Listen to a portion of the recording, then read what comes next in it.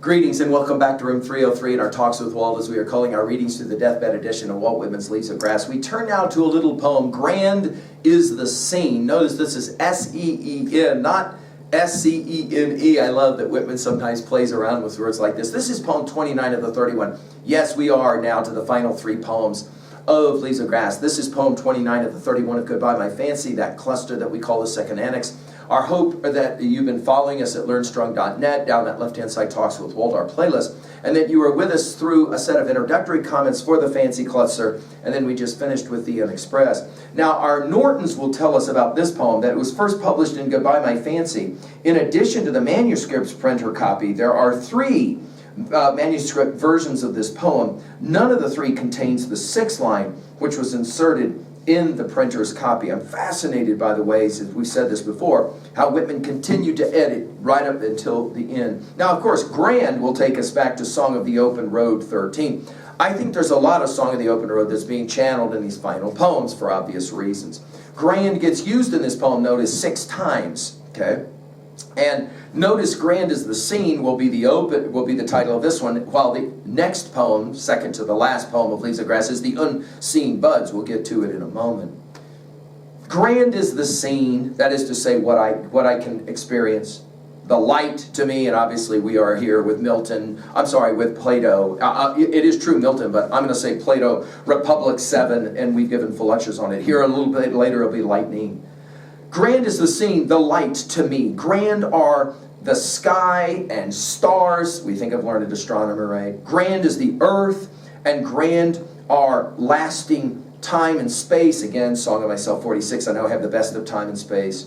And grand, their laws so multiform.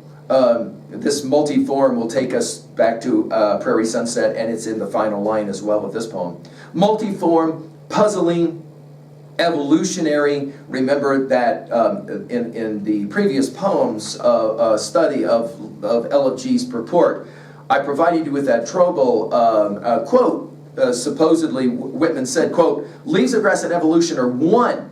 We can't know what we are bound to, but bound to something. We can't doubt it. No, can't," he said. Notice here, evolutionary, and notice the Trinity as well. But now he goes from grand to grander. But grander far, the unseen. Now, of course, our study of Plato's Republic, and especially books 6 and 7, and the idea that we have those two boxes, the seen and then, of course, the unseen, the physical and, of course, the metaphysical, the beautiful person or the beautiful body, and then the concept of beauty itself. So here now he's moving, if you will, from the first box to the second box, as he says, grander far, the unseen. Remember Song of for Occupations 5, the unseen soul of me, comprehending, endowing all those. And then he comes back to the motif of light again. Lightning the light, the sky and stars. We're back to the very first line.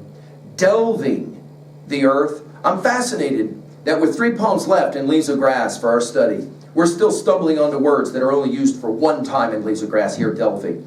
Delving the earth, sailing the sea. We're obviously thinking of Passage to India here, no question, right? And then in parenthetics, what were all those indeed without the unseen soul? And you know, objects gross and the unseasoned are one. You'll remember that he said, of what amount without thee? In other words, this idea that the soul is what makes all of this so important for him. And then he's going to get 3 mores. More evolutionary, vast, puzzling. Earlier it was curiosity, now it's puzzling. Oh, my soul. More multiform far, more lasting thou than they. Now, of course, you'll remember Oh My Soul from Song of Myself 25. We'll have a referencing to it in the next poem as well. And you'll remember that puzzling was right away in Eidolons one of those key words. And puzzling has been one of those key words, no question, all the way through our study of Leaves of Grass. The curiosity, the wonder, remember, both in and out of the game and all of that. Now, what exactly do you think he's saying in this poem at 2a? Well, I think he's arguing that the artist's soul outlasts the artist's creative work by subsuming the soul, and the soul then lives on through the work. I love at 2b the repetition of grand 6 times and more 3 times. And at 3, we've mentioned Plato's Republic 7, the grand light, of course. And I love to think here about Keats's Ode on a Grecian Urn as well, and the way in which, in that poem, we've given full lectures at learnstrong.net, in that poem, we're having a similar discussion, which is more important, the artist or the art, because clearly the art outlives the artist, and somehow the artist's soul spirit lives on, as obviously we're proving in our study of Leaves of Grass. Finally, at 3b, have you created anything that can outlive you?